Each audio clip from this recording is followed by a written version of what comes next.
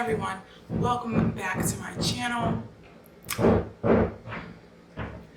So I'm back today with another book haul. You're gonna hear some noise in the background because they've been working on the roof to my apartment building all day, and I just so happened to be on the top floor. So I woke up to some man screaming about tarp, and then when I got up there was dirt and rocks all over my stove because there's like a little vent above it or whatever. And they didn't give us a warning or anything. They didn't tell us like, hey, if you work third shift, by the way, you're not gonna be sleeping much because they're gonna be banging on the roof at 8 o'clock in the morning. But anyway, here to do another book haul. This will probably be my last book haul for a while, considering it's just not a priority for me right now to be buying more books, even though, well, I guess I can't say that because most of the books I haven't bought any of the books that I showed you. They're all bought for me. So anyway, I only have one book left to read from the first book haul, so I'm moving right along. All the books I read, I would give 5 stars. So I'm back, and here we go. All right, so the first 2 books I'm going to show you came from my friend Marie. Shout out to you, Marie. She got me a Barnes & Noble gift card for my birthday, and I ordered 2 books, and they came today. So the first one I got is this one, which I know you guys have probably seen or heard or are familiar with this. You Are a Badass: How to Stop Doubting Your Greatness and Start Living an Awesome Life.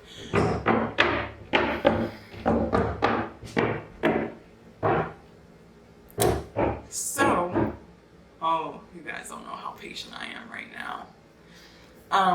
So for every true crime book I read, well, I must say this, for every 3 or 4 true crime books or horror books that I read, I like to throw in a self-help book because it kind of brings me back to reality. It kind of helps me stay more focused on myself and my future, whereas the crime books just give me nightmares, but it's something that I love. So the couple of self-help books that I got on the first video were really, really, really, really good. Everything is Effed was really, really good, and then 17 Lies We Tell Ourselves and the Truth That'll Set You Free, I think that's what it was called. I finished that in one day. That book was really, really, really good. So I'm excited to read this, but this is going to be down the list to read because I just finished a self-help book, so I'm probably going to read at least 3 other books before I jump into this one. The next book I got, which I did not know was almost 1,000 pages, is Fatal Vision. Now, in my first book haul, I had got a book called The Journalist and the Murderer.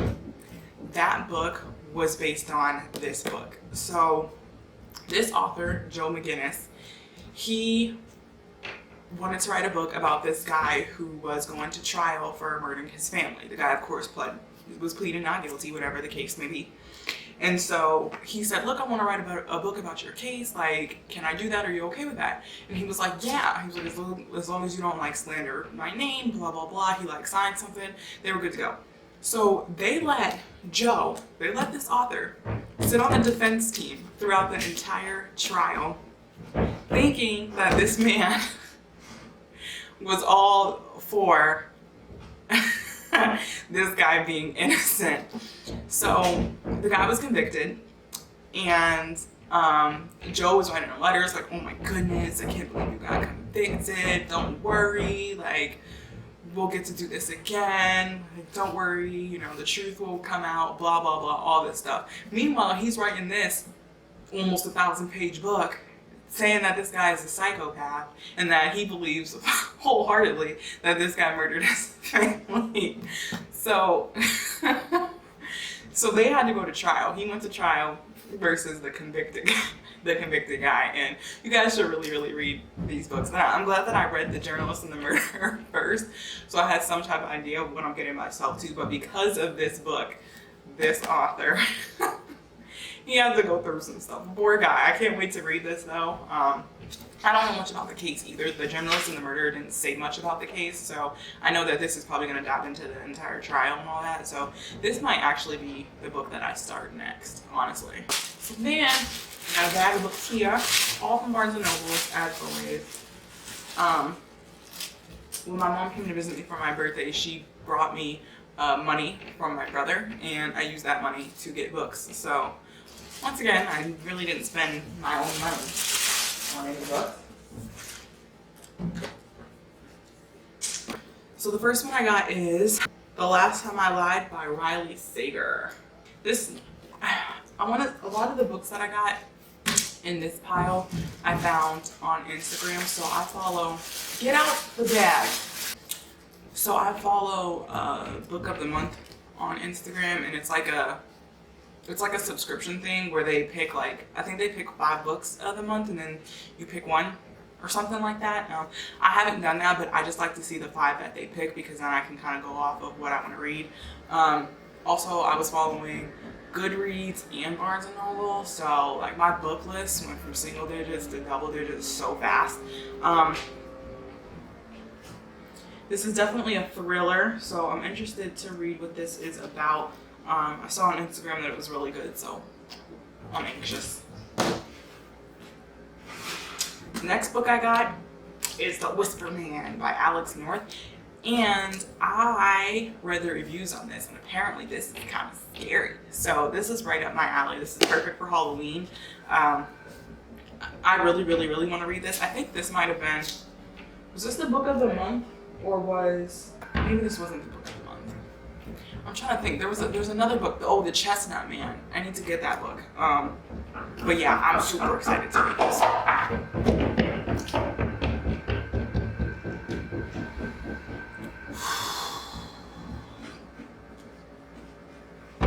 So then I got The Turn of the Key by Ruth. I think her last name is pronounced Ward.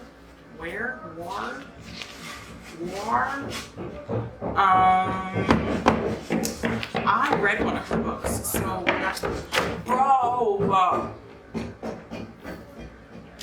when I first moved here, I thought I didn't bring my Nook book. I couldn't find it anyway, and so this lady at work let me borrow a book, and it just happened to be a book by her. Yeah, it was called The Woman in Cabin 10, and that was really, really good. So I was like, oh, she has another book. Let me get it. I haven't really been paying much attention to this author since I read that, but she is definitely probably in like my top 10 list of favorite authors.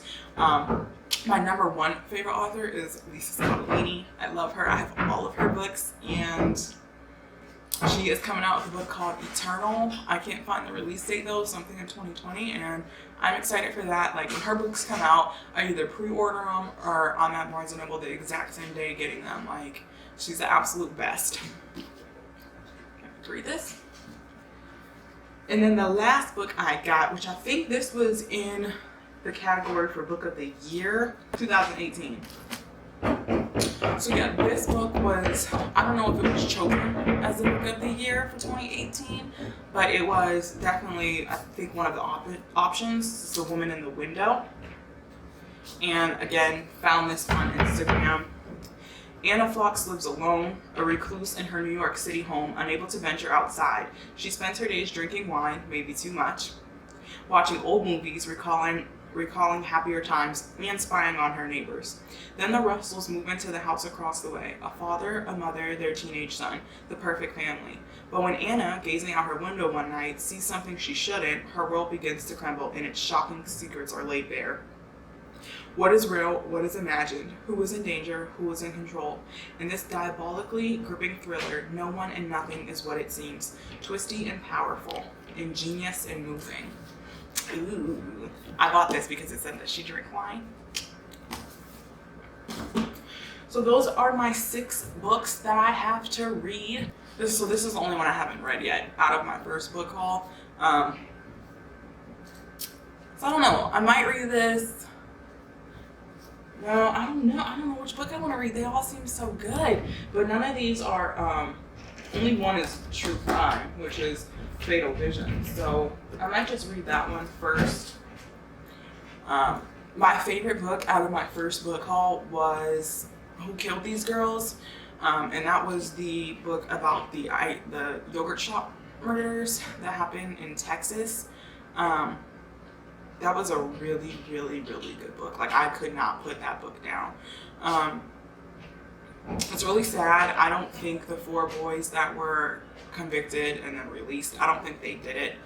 I agree with what one of the detectives said when he said that them girls would probably kick them boys' asses. I agree with that. I mean, if you look at them, it's like, I just picture myself, if it were me, if I was in a yogurt shop with my sister and 2 of my friends and those 4 boys were there, I'd be like, are you kidding me? But then I guess, if they have guns or whatever, it could, I guess suppose put a little bit of fear in my heart. But I feel like them girls would have been intimidating to those boys. So I really don't believe that they did it. Plus the DNA evidence ruled them out. So I know that there are a lot of people who still believe they did do it. And they said that there's a lot of evidence. That they have that they have not released to the public. So I guess we'll see what happens in the years to come. I wish it could be solved. I can't imagine being a parent in that situation to know about the terrible death of your kid. I mean, pretty gruesome. I'm not going to go into details about that. I just don't think the boys that they think did it. But we'll see what happens. Also, I wrote a person who is convicted for a murder that occurred in 1999. Now, he's pretty popular. I think most people believes he did not do it. I'm one of them. I don't believe he did it. I won't say his name. I'm trying to give it time to see if he writes back. I know he did a few podcasts and he said that he tries to write back, but he doesn't write everybody back because he gets a lot of letters. But I'm hoping, because it's been like years since his case like blew up, I'm hoping his fandom like died down some. I didn't really write him to talk about his crime much. I did let him know, like, I don't believe you did it. And even if he did do it, there is no way a jury should have found him guilty based on the evidence that they had. No way. I've done a lot of research on this case, and there is absolutely no way. So we'll see what happens. It hasn't even been a week yet, I don't think. So I want to see if he writes back. If he doesn't write back, I will still do a video about it. That way I can talk about the case, But I do want to give it time just to see if he maybe does write back. So we'll see. I don't want to give too much away because I'm going to do a separate video about this. But that was my book haul for today. Like I said, I'm going to start this one, Fatal Vision, first because I'm interested to see exactly what this man said. Like, I got him in so much trouble. And that's pretty much it. Sorry for the noise in the background.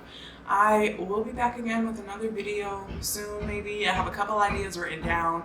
I just don't want to upload every 2 days. And I haven't really been feeling the best, so we'll see what happens. But don't forget to like, comment, and subscribe.